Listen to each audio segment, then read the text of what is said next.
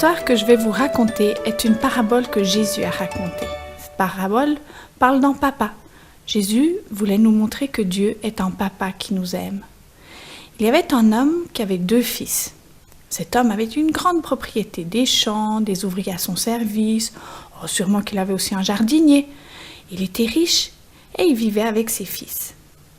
Un jour, le plus jeune de ses fils lui dit « Père, donne-moi la part de l'héritage qui doit me revenir. » L'héritage, on le reçoit en principe à la mort de notre père. C'est un peu comme s'il avait tué son papa. Lui, il voulait cet argent tout de suite pour pouvoir parcourir le monde. Alors le père partagea l'héritage entre ses 2 fils. Le fils était tout content. Il allait pouvoir profiter de son argent et ne plus s'occuper des affaires de son père. Plus jamais. Parce qu'il n'avait pas l'intention de revenir. Le père, lui, était triste. Il se posait des questions. Est-ce que son fils allait s'en sortir? Comment allait-il se débrouiller tout seul? Est-ce qu'il serait heureux? Il était très inquiet de le voir partir. Ça y est, c'est la belle vie. Plus personne qui me donne des ordres. Je fais ce que je veux, quand je veux. Et il pouvait dépenser son argent comme il voulait, sans compter. Il allait boire des verres dans des bars. Il rencontrait plein de gens, même des gens pas très recommandables. Il faisait la fête. Puis il avait plein d'amis à ce moment-là. Ses amis, ils aimaient profiter de son argent. Mais un jour, ses poches étaient vides. Plus un sou. Même pas pour s'acheter à manger. Ses amis ne se sont plus intéressés à lui. Il était seul. Il a fallu qu'il trouve une solution pour pouvoir se nourrir. Il a été obligé d'aller garder les cochons. Ça devait être un travail vraiment pénible. Ça sentait mauvais. Il était toujours dans la saleté, dans la boue. Mais il n'avait pas le choix. Il fallait qu'il puisse manger. À ce moment-là, il pensa à son père. Chez mon père, même les ouvriers sont bien traités. Ils ont à manger tous les jours, alors que moi je dois manger la nourriture des cochons. Ils sont bien traités. Ils ont un toit pour dormir. J'aimerais bien retourner chez mon père, mais il ne voudra jamais de moi. Il doit être fâché. Peut-être qu'il acceptera quand même de me prendre comme ouvrier. C'est tout de même mieux que de garder des cochons. Comme chaque jour, le père était devant sa porte en train de scruter l'horizon. Et un jour, mais qui est en train de venir sur le chemin? C'est mon fils. Il était heureux de retrouver son fils. Il était tellement content qu'il a même couru jusque vers lui. Il l'a serré dans ses bras. Pourtant, il ne veut pas sentir très bon. Il a dit à ses serviteurs, apportez-lui les plus beaux habits, de belles chaussures, mettez-lui un anneau d'or au doigt, préparez une belle fête, faisons un joyeux repas. Mon fils était perdu et je l'ai retrouvé.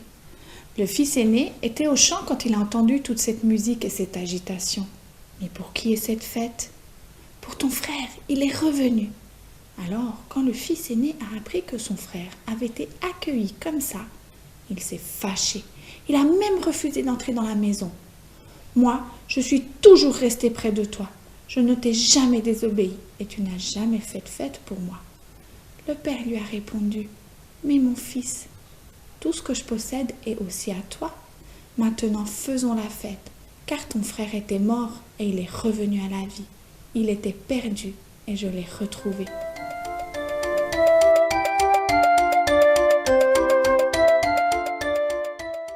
Tu peux relire cette histoire dans l'évangile de Luc au chapitre 15.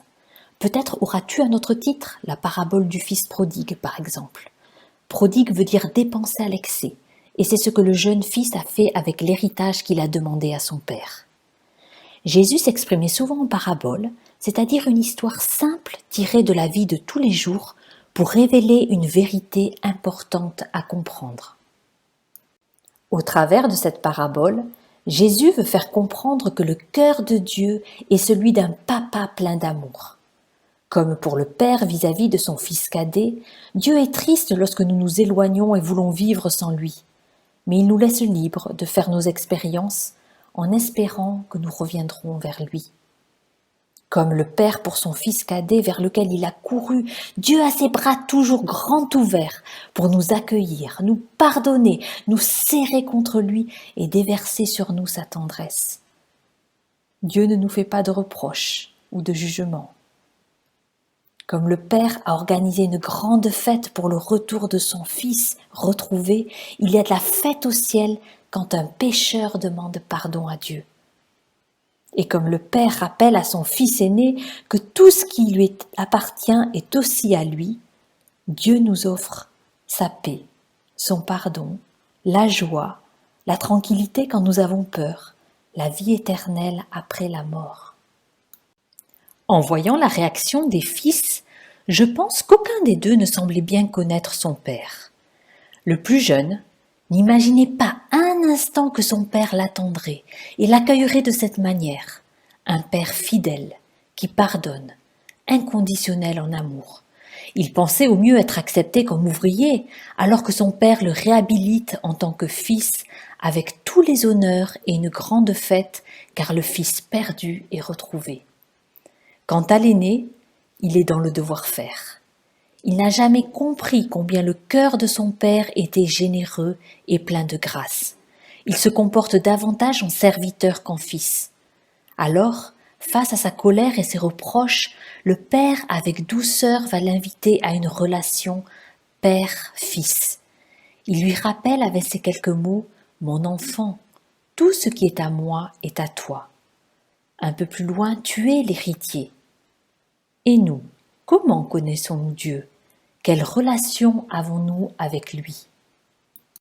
Dieu désire que nous apprenions à bien le connaître. Il t'invite à développer une relation personnelle et proche avec lui, une relation aimante entre un papa et son enfant. Cela te semble peut-être bien compliqué. Aussi, je vais prendre un exemple d'une relation amicale pour que tu comprennes mieux.